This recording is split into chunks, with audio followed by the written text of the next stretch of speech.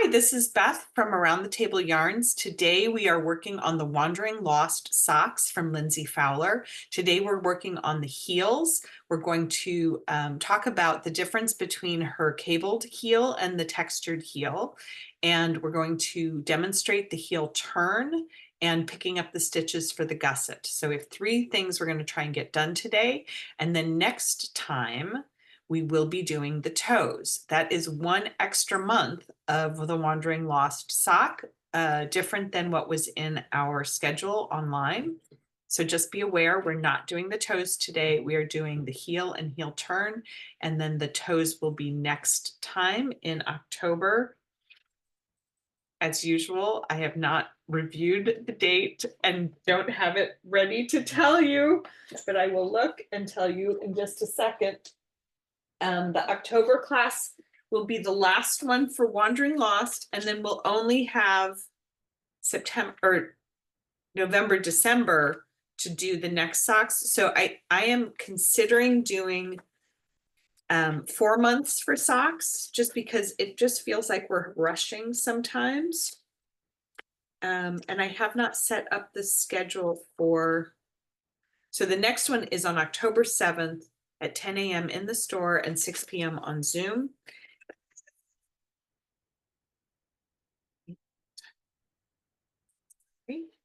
Phone was ringing. So October 7th will be the end of this sock, the Wandering Lost sock, and we'll be working on the toes. And today, our goal was to get to the heel turn on our socks. And so I have one that is ready for the heel, and I have one that I've done the heel flap and the heel turn on. And then I also have a larger example that I'm going to show how to do the heel turn on the bigger stitches. So it should be easier for us to see. So let's get started.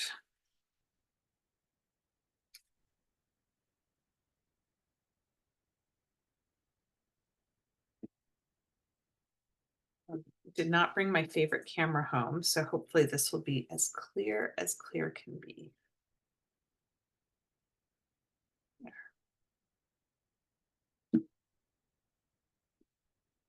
All right.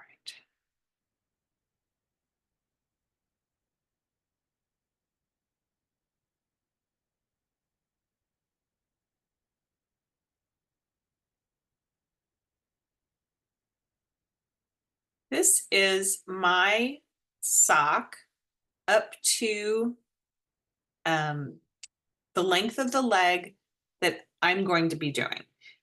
We did have somebody in class today who did a full repeat more because she wanted a longer leg. You could also have chosen to do a shorter leg. We've talked already about making the grass stitch and the cable and the reverse grass stitch, so I'm not going to cover those today. The pattern gives an option to continue the cable onto the heel, and it's a very cute option. I am not going to demonstrate that. I'm not going to do the heel flap with the cable. It would just be a continuation of the cable as written. And I don't plan to wear these with sandals or clogs because I don't wear clogs. I plan to wear these with boots or with regular shoes. And so I don't want the cable on the back of my heel because I think it will be too bulky in my shoe. So that was the decision I made for my pair of socks. If you decide to continue, you would just continue following the cabled heel, and it would include the grass stitches on each side. So you would just keep knitting on this side back and forth. So there would be wrong side rows that would just be knitted and purled to stay in pattern. So the big difference between the cabled heel and what you've done so far is that you wouldn't be in the round anymore. You would work the right side row, number one, and then you would turn and work back. on the wrong side row. And you would do that for 36 rows total, or to create 18. And you slip the first stitch at the beginning of each row. So it would be about this long here on top of there. So this is the textured version. Sorry, waiting for the focus.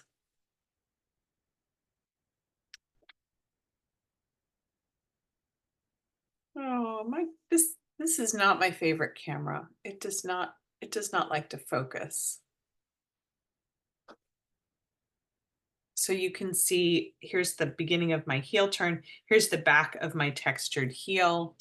So it would be the same length as this, but with the cable continuing, and with the grass stitches on each side continuing. So it'd just be like that half of the sock. Okay, the textured heel, I'm going to demonstrate because it's not the same as the pattern. So here's my other sock ready to go.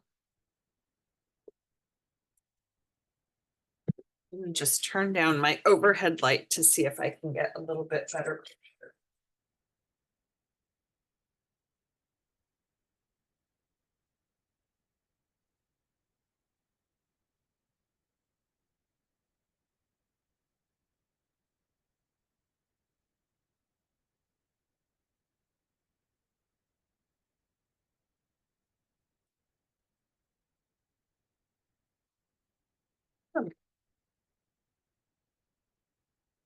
So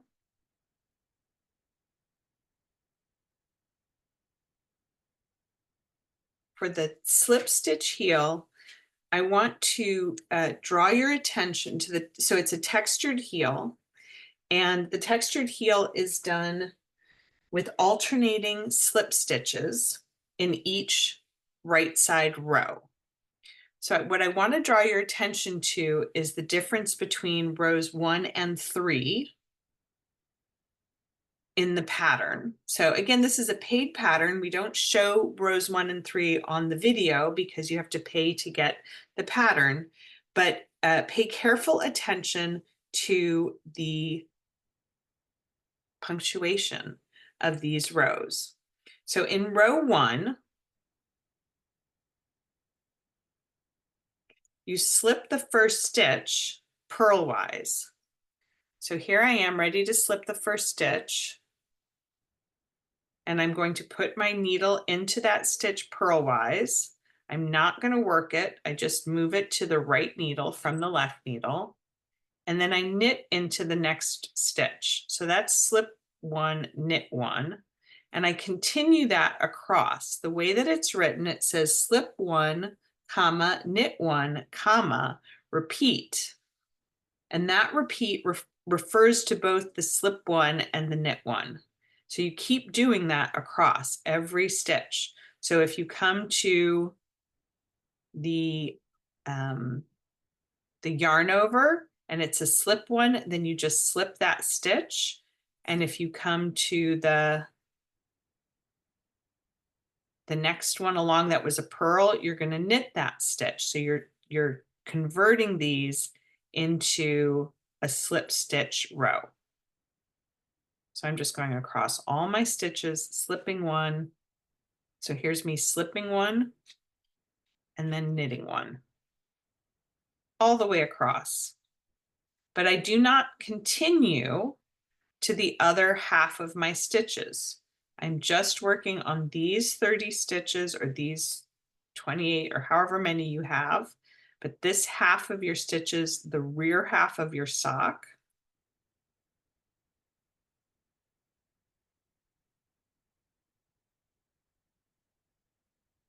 and I should end with a knit 1. Perfect. So then I turn and I'm ready to do row 2. The row 2 kind of looks like row 1.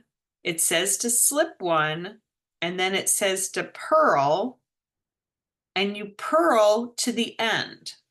So you don't slip 1, purl 1, slip 1, purl 1 In row 2 and row 4, you only purl across. So the first stitch is slipped, only the first stitch, and all of the remaining stitches are purled across all the way to the other side. So whatever number you started with, the first stitch is slipped and the remaining stitches are all purled. So that's rows 2 and 4. So what happens that's different in row 3? It's a mystery that's going to be solved. Let me just get to the end of that row.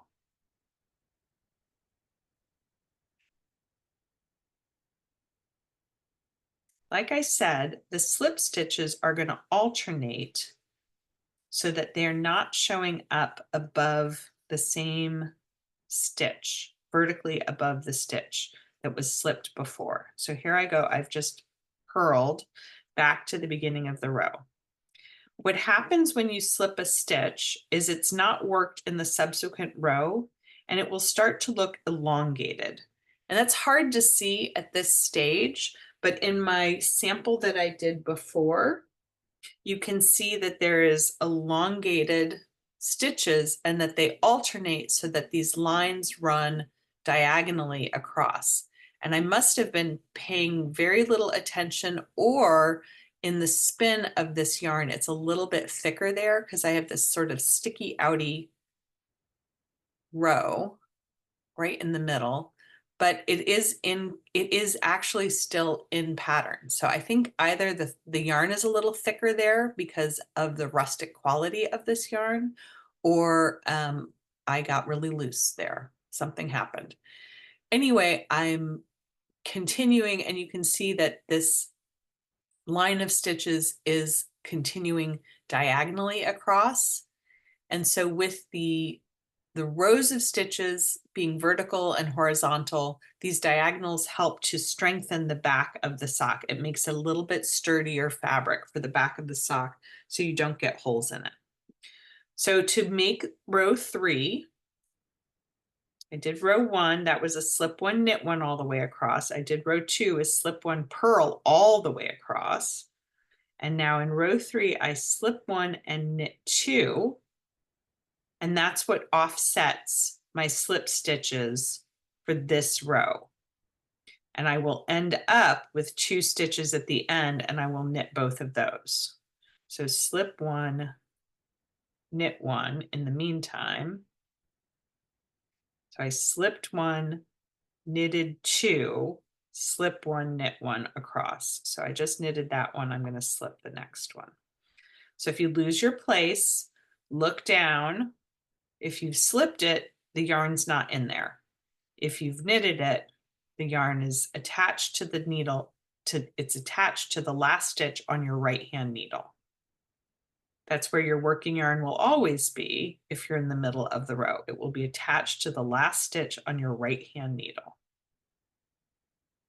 So we're going all the way to the end.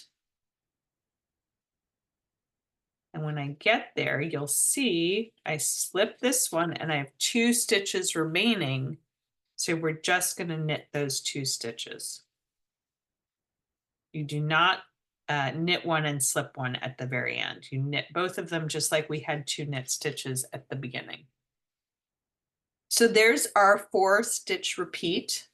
You repeat that until you have 18 slip stitches at the edge. Well, the 18 slip stitches, you can see here how it looks elongated compared to the stitches next to it. It's the length of 2 rows. This stitch is the length of 2 rows next to it. And that's because it was slipped. So when you have 18, you'll have, I'm going to just turn this over so you can see them. You'll have visible slip stitches along each side. And mine look better on the one side than the other, but I did slip them on both ends. So there's the slip stitches on that end. And I'm going to show you how we're going to pick up into those stitches in a second. Okay, so you get to the top of this, you've done 36 rows or 18 pairs of rows to get to the top of your heel. You could, if you have a high arch or a wide ankle, you might want to go, or a wide heel, you might want to go a few more rows. That is an alteration that can be made, and you would just continue picking up stitches around if you do that when we get to the gusset creation. And you would just continue, you would add some more stitches to your gusset, and you would continue decreasing until you got back to the original number of stitches. So it's not a fancy alteration that can be made to make your socks more comfortable. But I'm doing these according to the pattern. So I did my 36 rows, 18 slip stitches on the edge. And then this is what we're going to do next. It's the heel turn. So it's a trapezoidal shape that you get by working short rows across the flap of your heel. And on my heel, there were 30 stitches. So I cast on 30 stitches onto a bigger needle so that I could demonstrate this. Just move this a little bit, give myself a little bit more room. So hold on one second while I purl a row so that we can start on a knit row, because all of ours would be starting on a knit row. So I'm just purling across all 30 of those stitches. And this is a pretty quick heel turn. In your pattern, the heel turn follows the cabled and textured heel. So if you're following along at home, I am looking at the heel turn instructions. I'm doing one of the smaller sizes. If you're doing a larger size, I'm not sure. The smaller sizes, it comes on page 5. The larger sizes may be elsewhere.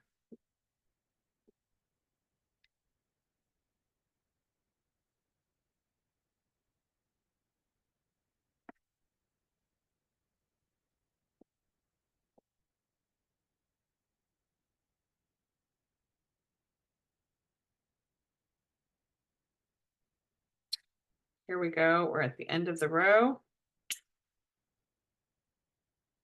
Now, many people are nervous about short rows, but the beautiful thing about doing short rows on a heel is you don't have to do any wrapping, any turning, any pulling, any double stitch making. You don't have to secure them with a safety pin. You don't have to do anything fancy at all.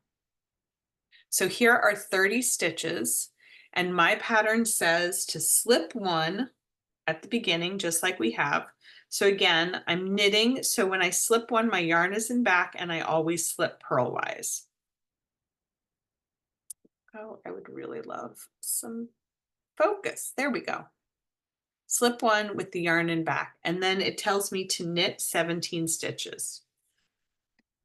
1, 2, 3, 4, 5, 6, 7, 8, 9, 10, 11, 12,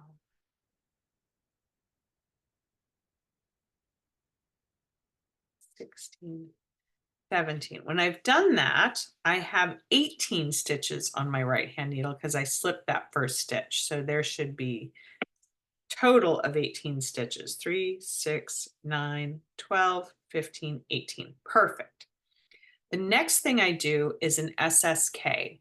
And I have shown the SSK that I prefer a couple of times before, but I haven't done it, I think, for this sock. And I think we're going to just show it to make sure everybody is doing their SSKs in a way that they like. I'm going to show you both. I'm going to show you a couple ways. But the first one is, this is how an SSK is normally performed. You slip a stitch knitwise, you slip a second stitch knitwise, you put the left needle into the fronts of both stitches, wait for the focus,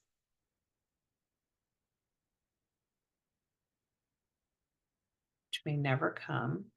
So my needle, my right needle is into the front of both stitches. There we go. And then I'm going to wrap through around the right needle and bring that through. So that's a normal SSK. Then the pattern says to knit one more stitch and turn. Before you turn, just count the number of stitches on the other end. 1, 3, 6, 9. I have 9 stitches remaining. And then I turn. Okay, so I don't do anything fancy. I just turn my work over to the other side. And then I'm going to take my right needle and slip that first stitch purlwise. And because we're on the purl side, the yarn is in front. That is correct. That's where it's supposed to be. And this is still my setup. So I've turned, I've slipped one with the yarn in front purlwise, and I'm going to purl 7 stitches, all sizes. 1, 2, 3, 4, 5, 6, 7. Now I'm going to purl 2 together, and that's a very straightforward. I just take the tip of my needle and I go into the base purlwise of the next 2 stitches on my left needle, wrap, and take them off together. So both of those stitches are now 1. That was a decrease. I purl 1 more, and I should have the same number of stitches. 6, 9. I have 9 stitches remaining on my left-hand needle before I turn. Okay. Now we're going to start repeating. And what I want you to notice is that there's a gap when you turn your work. It pulls over away from the other stitches. So there's my 9 at the other end, there's this 9, and there's now a gap between them. So when you turn your work, this is row 3, this is a right side row, you will slip the first stitch purlwise with the yarn in back because we're knitting. You will work over however many stitches it is to the far end of your work. You won't go all the way to the end. You'll go to 1 stitch before this gap. So I've got 3 more to do. 1, 2, 3. So you want to kind of take a look at your gap and do that. Now I showed you the SSK that is sort of as written, where you slip one knitwise, you slip the next one knitwise, and then you put the left needle into the fronts of those 2 stitches and work them together. I'm going to show you what we call the kimono sleeve. You slip this one knitwise and take it all the way off. You put the left needle into the front of that stitch and the right needle into the back of the next one. It's a little bit smoother to do than to slip both of them off one by one and go into them, but it's the same function. And if that top one looks a little loose, you can pull on the second one. But that is also a left-leaning decrease, and it's a little bit less prominent. It's hard to see. Let's see if that focuses for us. So my first one was a regular SSK, and this is a kimono sleeve SSK. The kimono sleeve one is a little less prominent than the regular one. The regular one kind of sticks up a little bit more. So I really like the kimono sleeve as an option, and I'll show it again. But once you've done your SSK, you knit 1 more. That leaves us with 7 stitches on the left needle when we turn. So after our second decrease, you're going to turn, slip the first stitch purlwise with the yarn in front, work to 1 stitch before the gap. This is row 4 of the heel turn. It is a wrong side row. And I'm going to take this all the way over to 1 stitch before the gap. Now I can actually feel the gap coming between my fingertips, but you might want to look and make sure you see it coming so that you stop before you work that stitch.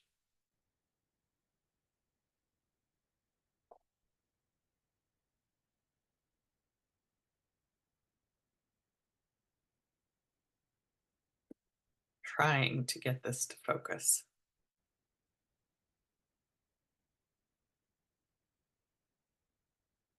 There we go.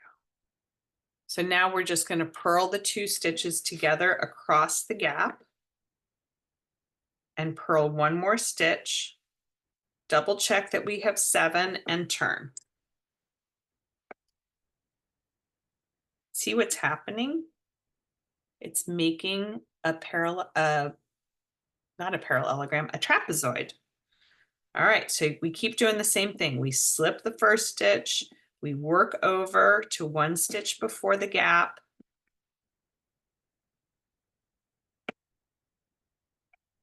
I'm going to demonstrate that kimono sleeve SSK again because it's just such a great SS. It's great for all the places.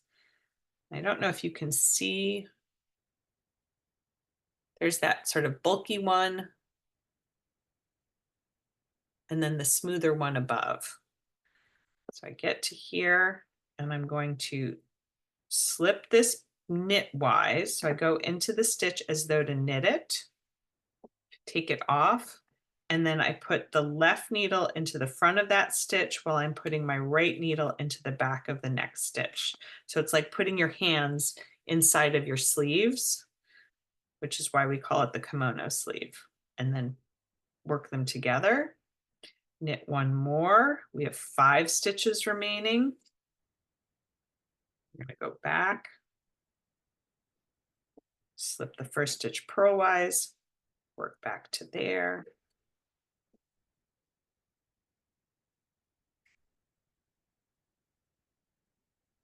When we get back to the other side,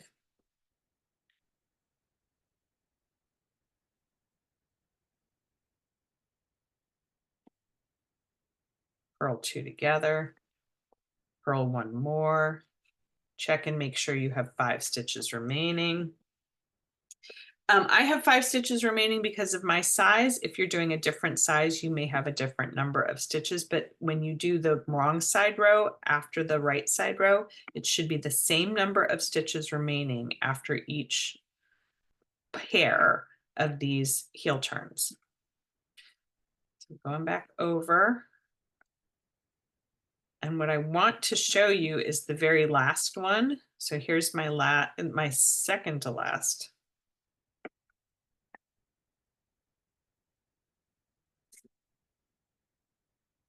So I'm still making these nice left-leaning decreases along that edge, and my purl 2 togethers are right-leaning decreases, so they line up along the right edge.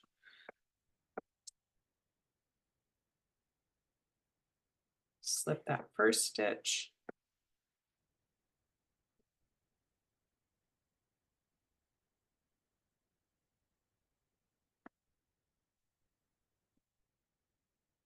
A lot of knit in here. Good thing you didn't come on to see something else happening.